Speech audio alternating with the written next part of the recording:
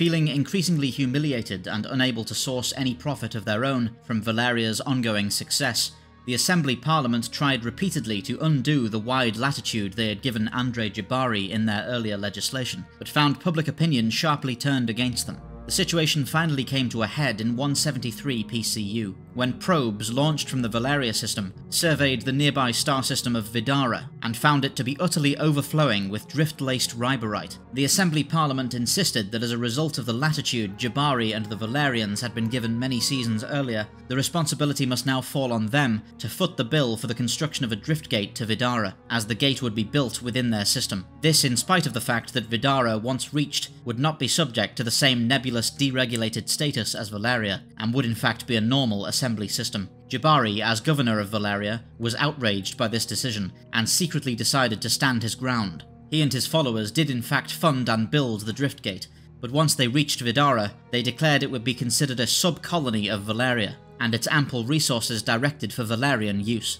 In order to protect this decision, Jabari had covertly diverted vast amounts of money to a coalition of local mercenary groups and even pirates, attempting to quickly coordinate them into an ad hoc militia. Naturally, the Assembly took these revelations very seriously, and a CDF force under senior post-captain Anatoly Lanka was dispatched to depose and arrest Andrei Jabari. Finding less resistance than they expected, Lanka's force fought a few brief actions against these mercenaries before taking Jabari into custody successfully and installing a new Assembly governor. What they did not realise, however, is that the situation had changed dramatically while they were en route. The second-in-command of Jabari's newly formed militia, a renowned pirate named Jocastus Halpern, had mutinied against his immediate superior, killing her in single combat, before convincing the mercenary alliance to abandon Jabari and seize the wealthy Vidara system for themselves. To Lanka and the Admiralty's horror, they found that just one gate transit away from where they had arrested Andrei Jabari, the largest pirate fleet in human history, still joined daily by new vagabonds and freelancers,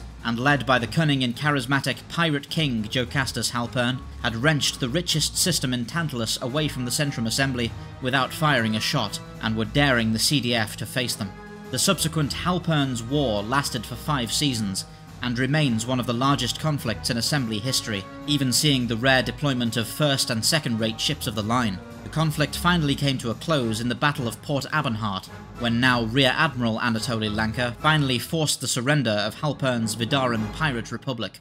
The events of Valeria's initial colonization and the subsequent Halpern's War did much to impress upon the Valerian people a sense of disconnection from the larger Assembly, still identifying as more of a neutral freeport to this day, even though that was only ever partially the case for about a decade. In the wake of Jabari's conviction, no subsequent Assembly governor ever really succeeded in matching his performance in running the system, and rarely did they receive much enthusiasm or support from the citizenry. This, combined with Valeria's location and established popularity with freelance spacers and criminals, quickly caused the shining lights and clean streets of Valeria Sibus to degenerate into a notorious den of iniquity and crime. The method of terraforming used on Valeria Sibus had caused an unintended side effect, the photodisassociation of most of the cometary water brought to it, which led to an extremely low humidity, a notable result of which was that serious nosebleeds became a common ailment of its population. These can be a lethal choking hazard if suffered while asleep, and such fatalities are known by the locals as going red.